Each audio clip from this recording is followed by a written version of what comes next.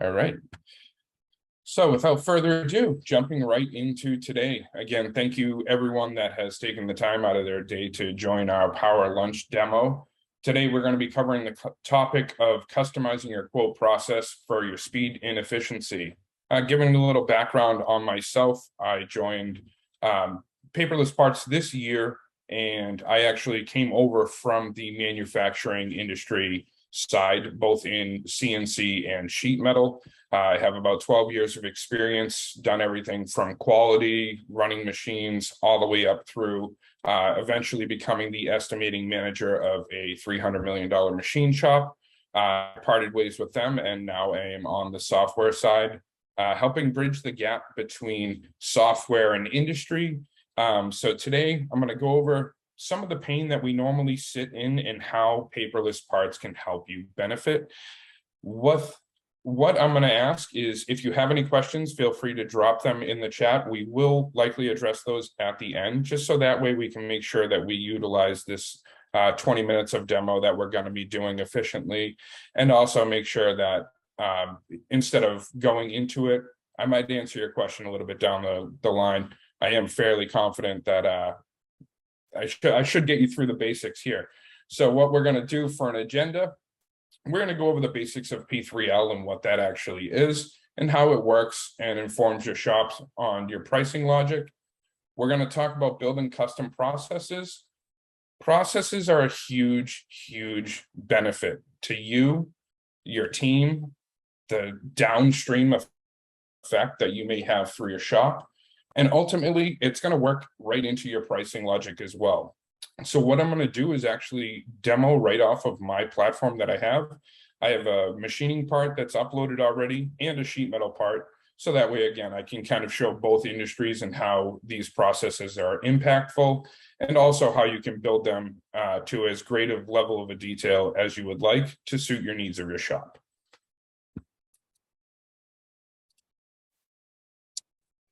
So hopping right in, this is our platform. Again, I've already created the quotes. As we do more of these demo lunches, if you want to learn more, obviously you can go on our site to view prior demos that we've done, and also register for future demos that we have as well. So again, we're going to stick to primarily what the focus is today in talking about processes. So the process I have listed here, as you can see, is I have selected a 3-axis milling process. The importance of a process, and the best way to talk about how it's efficient for your company, is that a process, think of it like a template of a machining or manufacturing process that you have built that has a core group of operations that always need to be done. In this instance, my machining is always going to have a list of operations shown here under my operations. So my core ones are going to be CNC programming, 3-axis milling estimates, which is essentially what I'm feeling that my milling times will be, deburring, a general inspection, which is going to be done either in process or, as you know, if it's a more complex part, if certain operations need to be checked, and then a final inspection. Things that can commonly be used afterwards might be an operation such as packaging or shipping, or, you know, crate prep for larger things. You can build out these processes, again, as far as you would like, so your operations will automatically filter in. So just showing a little bit different of an angle, looking at this sheet metal part, I have my basic sheet metal process. If I scroll down to my operations, I have my laser, my forming, and my deburr. Those are the 3 processes I have for my basic sheet metal. Showing how this would work, if I got into the quote and I said, hey, maybe I don't want to use the laser for this, I wanted this to go on our punch. I can go in and select, instead of having to remove my operations and re-add my other ones, I can simply choose that I want to use my sheet metal punch. It's going to ask me if I want to update or keep my existing ops. I'm going to go ahead and update, and we'll see in real time here. Now my template for sheet metal punch has pulled in.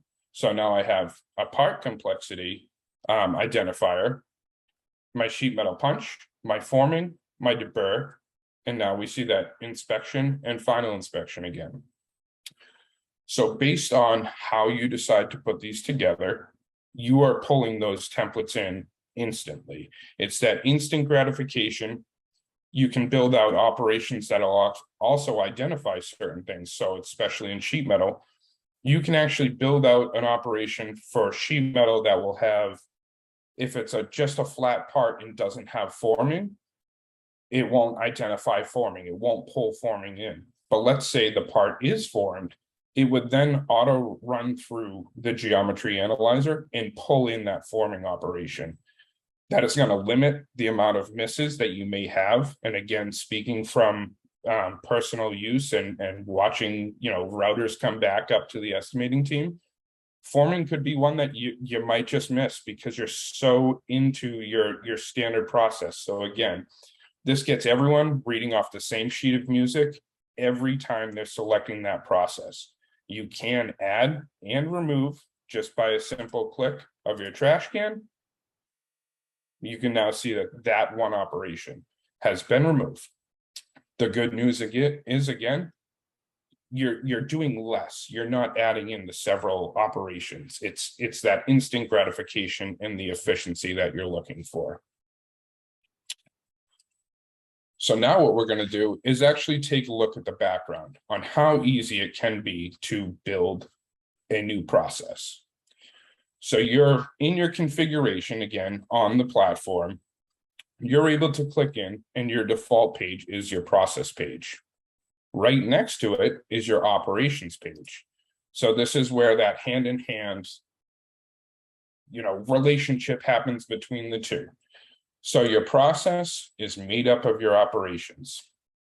So as soon as I go to click a new process, for this, I'm going to go ahead and just put demo test for today. I'm going to create this process.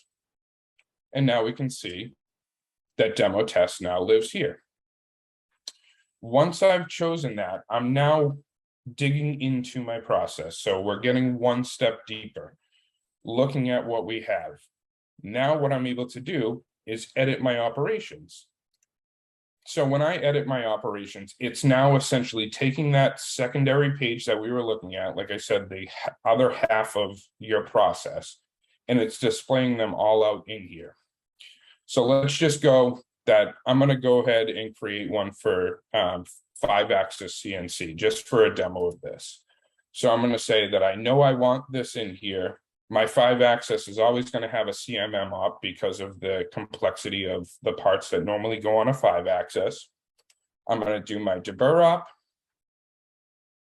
I'm also going to have my programming op.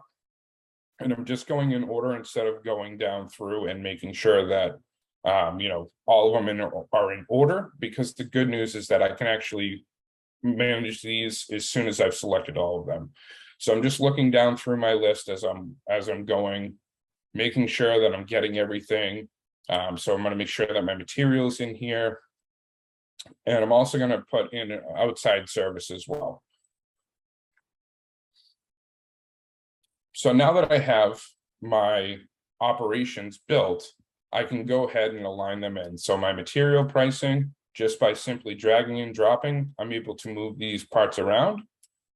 So I'm going to say that my deburring is going to come before my CMM inspection, and that's going to come before my final inspection as well. Outside service is also going to go after my deburring, because again, that's where I'm going to want, let's say, my chromate or my anodize or my powder coat to be done in that process. So again, not only am I managing my operations, I can also manage how they're displayed out every single time, again, for that repeatability and downstream effect that you are ultimately creating. So I'm going to go ahead and save that. Just going to go ahead and put in a standard lead time up here. Now I'm good to go. So what I'm going to do is just show you exactly what we just built. I'm going to use this example. All that I'm actually going to do is change my process, which can be done right here.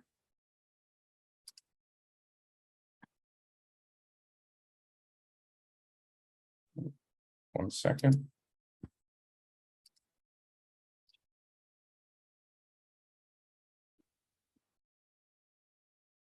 Now I did it.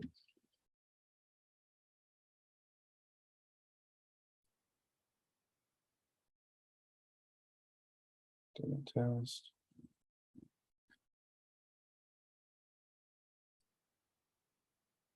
Well, I just had to give it that second to catch up.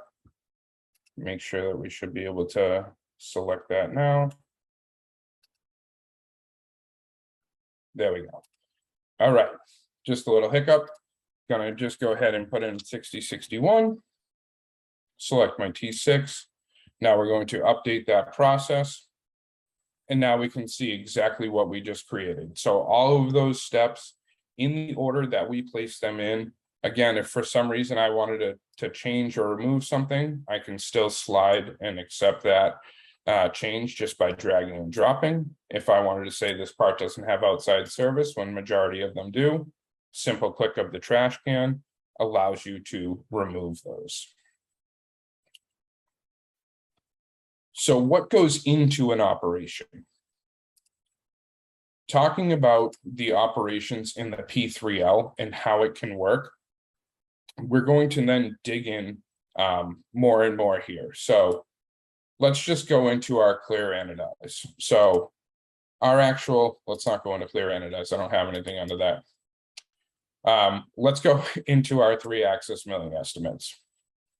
So as you build out P3L, what P3L is, best way I can relate it to you, again, going from manufacturing to software, is simply saying all those formulas that you've written in Excel or, in some type of spreadsheet that you use to quote and, you're putting in your inputs. P3L is basically that written in code to dictate to the program what you're trying to achieve. So again, putting that back in normal conversation, it's things like your pricing inputs. So a length buffer, a width buffer, height, all these types of things, drilling times, semi-finish times, rough times, feature counts. All of this is displayed out nice and pretty for you. As you can see, there's many of them that are going into my operation. But then if I look at my P3L, what we're doing is essentially writing in code things such as, the length buffer. That was one thing that we talked about with a value to it. So this one's 1/4 of an inch, the height buffer. So as you're starting to look at this and the way that this relates back to your quoting is, let's say you go to price your material. Most of the time, unless you're solely running off of stock size material in that minimum material versus machining mentality, you're going to have some type of buffer. So these are the variables that you're able to write in. So 1/4 inch all the way around, length, width, and height.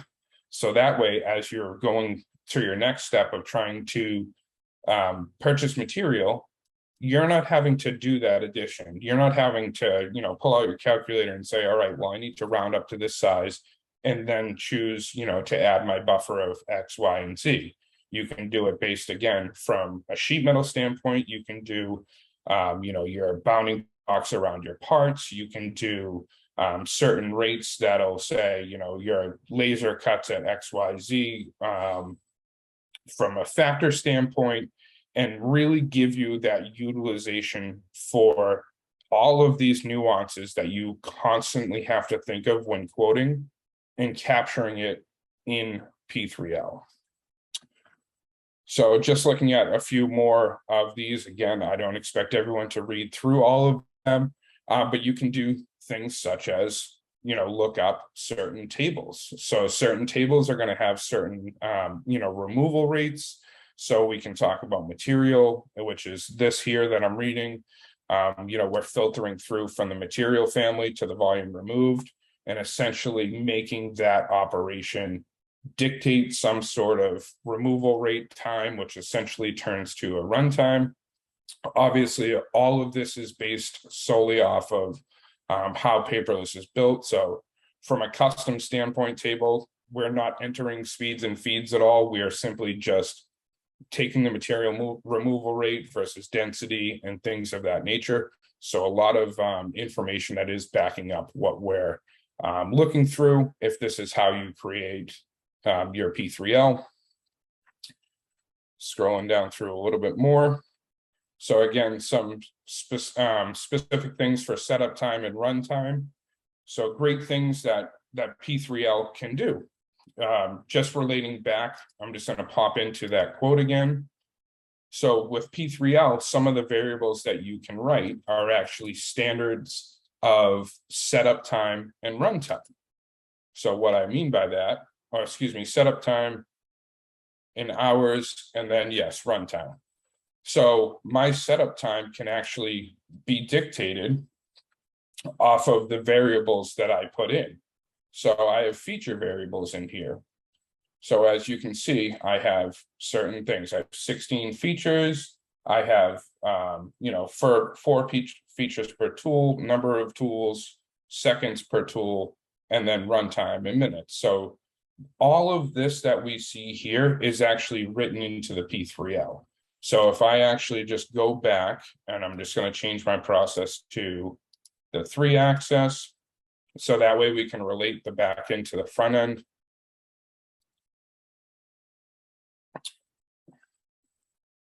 So feature variable, just looking at the way that this relates, all my feature variables are in this area here. So feature count, and it's now updating that count.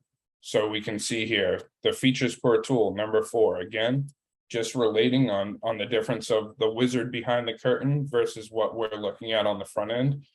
This is how you can utilize the P3L to build out those things. So the nuances that you may feel, or things that you might have to do on the regular, feature count's a big one, especially when it comes into sheet metal. I know, in my past, I had to go through and manually click on every single line and say, yep, this is another cut, this is another cut, this is another cut, and try and do that in the background. We can actually build P3L to dictate certain geometry features that will identify and count and associate runtimes.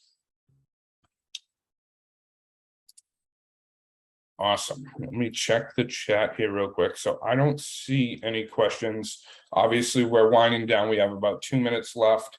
I will probably open it up for questions because we really did, go through that very quickly. Luckily, being able to see those processes and having the multiple pages open allowed me to do that. So I will actually open it up for the questions. Let me check to see the chat.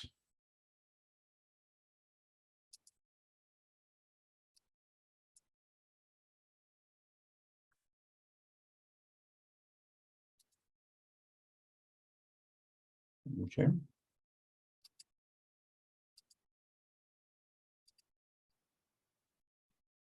Allie, do you have anything in the background that you're seeing for chat? I do not.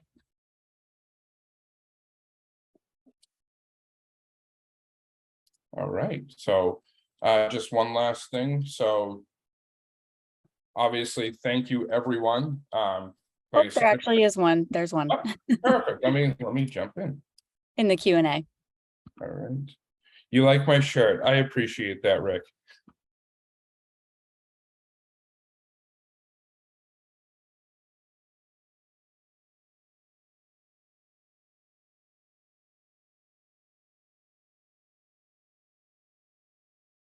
Mark is saying, all right. Let me try to fix that 1 second. Okay, so I do have one question here while she's trying to fix that. So it says, let's say I use a process and complete a quote, then delete the process, and now I'm going to create a rev. How does that affect the new rev? That is an incredible question. So the question was just to make sure if you create a process and for some reason down the line, let's say you've updated and you've gone away from that process and you've deleted it, when you go in to create a revision and you regenerate that process, it will no longer pull that in. So essentially you'd register like a blank. From a standpoint, if let's say it's the same process, so you had an old 3-axis and you created a new 3-axis, but it's still under that 3-axis, it would regenerate and pull those new operations in. Also, one of the things that we talk about when we're doing our training is always make sure when you do those rev updates, encourage your group to make sure that they're refreshing their pricing.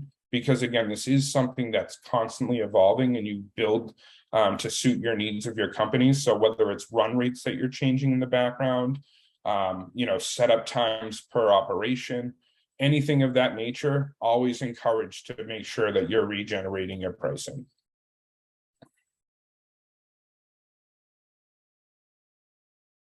All right, so can you load a new part to see how it is? So I'm not quite sure what that question is. I can easily load a part, so we can show that.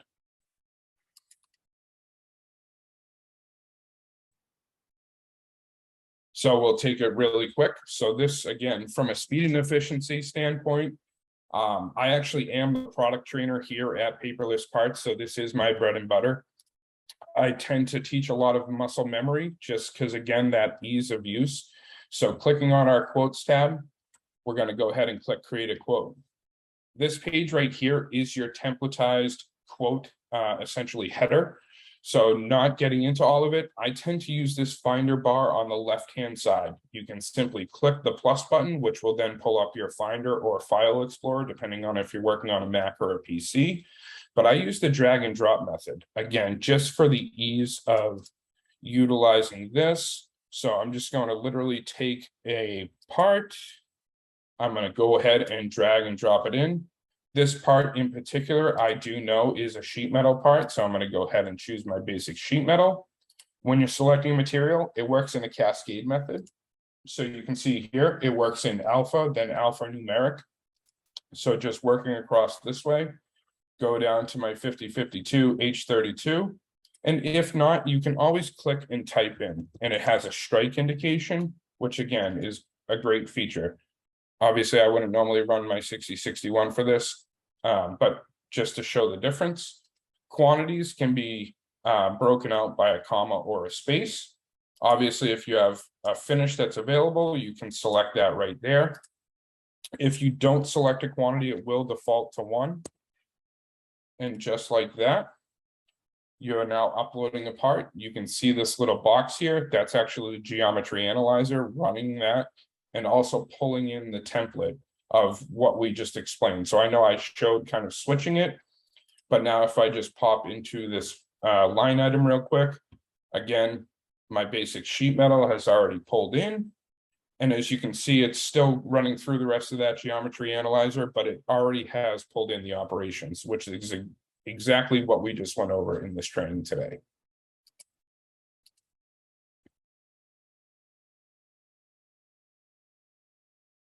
All right. For example, we have a database of 1.6 million part numbers, and every week we add 9,000 to 10,000. I think I missed part of.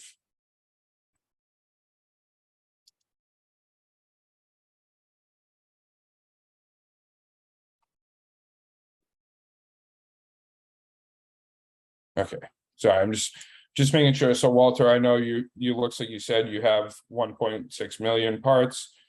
So you can add multiple parts at once as well. Just for an example, again, showing how I can have my folder open. So not only can you add them from a quote section, I'm just going to go ahead and drag and drop a bunch of files. You can literally drag and drop it once. If for some reason you didn't want to put in the process, and that's something that you want to select by line item, same thing with quantity, it's going to default to 1. You can go ahead and confirm, and again, see that you have multiple parts that are going to start uploading all at once. Some of these are assemblies as well, some are prints, some are models. So you can kind of see that all chugging along as we're looking at that.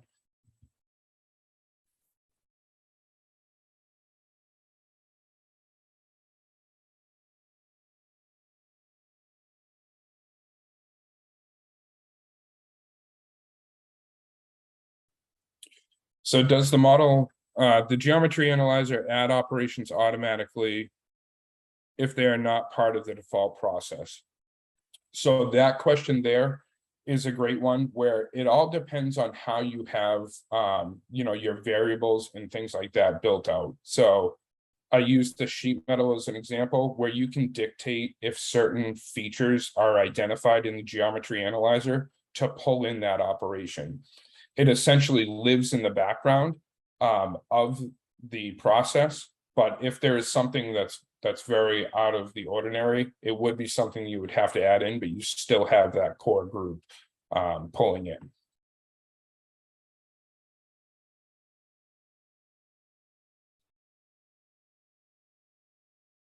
How do you add finishes? So finishes from a line item level can be done as long as you have something that correlates in the background. So just talking, because it is part of our operations. So you can see I have chem film, chrome plate, clear anodize, things of that nature, but you can have actually a full table that you can work off of as well, where you could list out all your finishes and build a custom table. So that way, as you're selecting them, it's automatically filling in and you can select multiple finishes at once.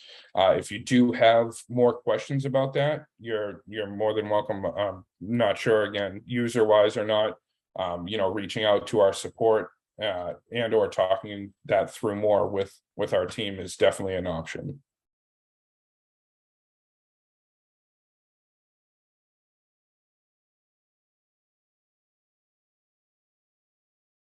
So yeah, powder coat, just again, answering a little bit more on that.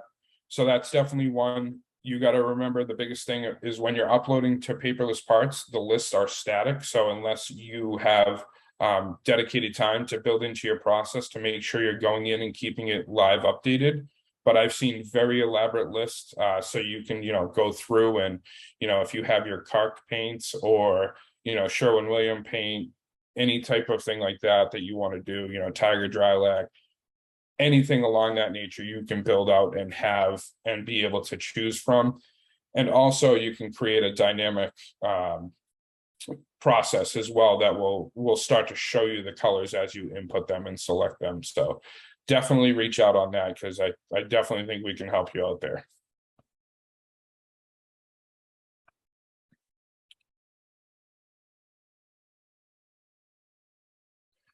So on the models you show, just for reference, in other words, does the program use 3D models for anything?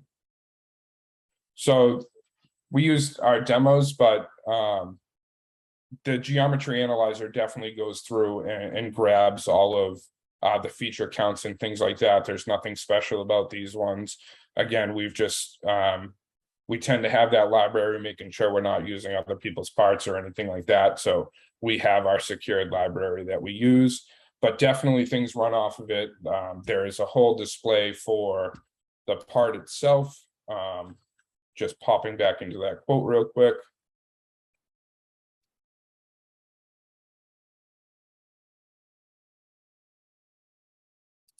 So for example, just looking at this part, the geometry analyzer runs through, pulled our dimensions of our part.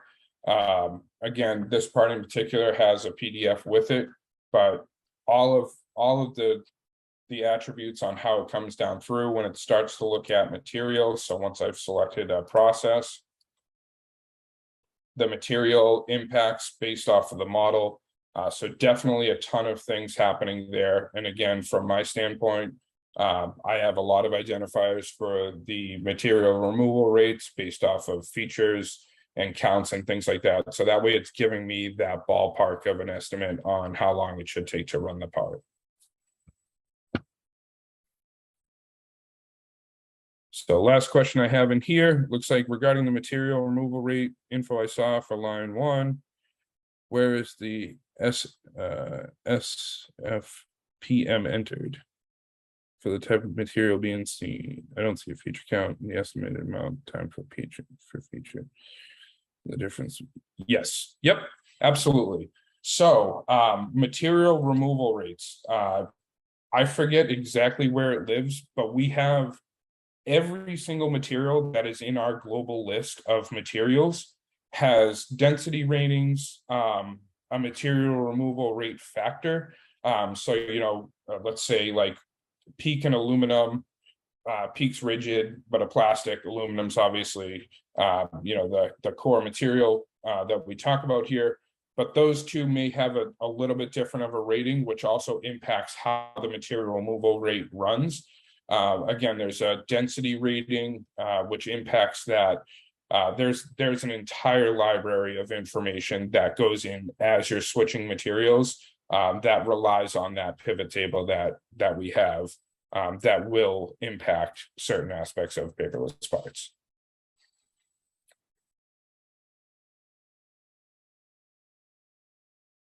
Awesome. So it looks like we're actually right at time.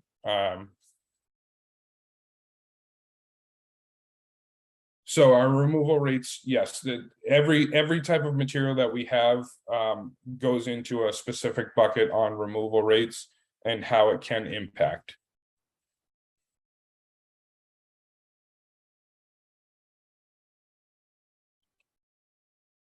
Awesome. Allie, I think we are at time, correct? Yeah, if anyone else has any questions, feel free to stick around. The chat is open if you prefer to use that. But yeah, it looks like we have no more open questions in the Q&A. Awesome.